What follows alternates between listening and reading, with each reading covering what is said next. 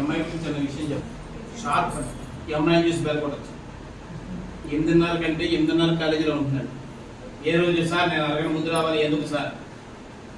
అమ్మ నువ్వు ఇలా ప్రిపేర్ అవ్వు. ఇంకొక విషయం చెప్తా వినండి. ఈ అమ్మాయితో పాటు మొత్తం 4 అమ్మాయిలు వాళ్ళు కూడా ఉన్నారు, ఇందులోనే ఉన్నారు. వీళ్ళు మెయిన్స్ ఎగ్జామ్ రాశారు. మెయిన్స్ ఎగ్జామ్ రాసినప్పుడు ఎవరైనా సరే మనలాంటి కాలేజీ అంటున్నాను, ఎందుకంటే మనది డిఎస్ కాలర్ కాలేజీ, హాస్టల్ కాదు.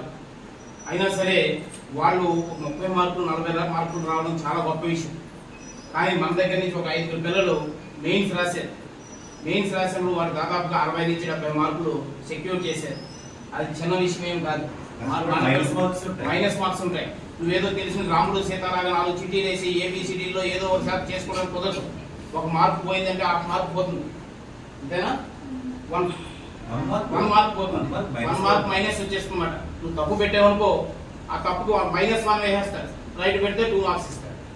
కాబట్టి అయినా సరే ఒళ్ళు దగ్గర పెట్టుకుని చదువుకుని 8:30 కంటే 8:30కి వచ్చేది. ఏదైనా డౌట్ ఉంటే కాగితం మీద రాసుకునేది, అదా చెప్పించుకునేది. డెడికేషన్ ఉండాలి. డెడికేషన్ ఉంటే మార్కులు వస్తాయి అన్నదానికి ఎంఐ ఎగ్జామ్. కాబట్టి ఒకసారి అమ్మ వాళ్ళతో ఇంటరాక్ట్ అవ్వాలి. ఎవరైతే ఎక్కువ మార్క్స్ వచ్చాయో, నువ్వు ఎప్పటిదాకా చదివావు, ఏమేం చదివావు, ఎవరైనా చేసే రేంజ్లో చెయ్యాలి. నువ్వు ఎంతవరకు చదివావు, ఎలా ప్రిపేర్ అవుతున్నావు తెలుసుకోండి. మీరు కూడా మంచి మార్కులు సాధించాలి. ఒక్కసారి కూడా గట్టిగా మాట్లాడు అంతే. వాయిస్ క్లాస్ లోను అంతే, ఫ్యాకల్టీ దగ్గర అంతే, ఎక్కడైనా అంతే. Right, thank you, all the best.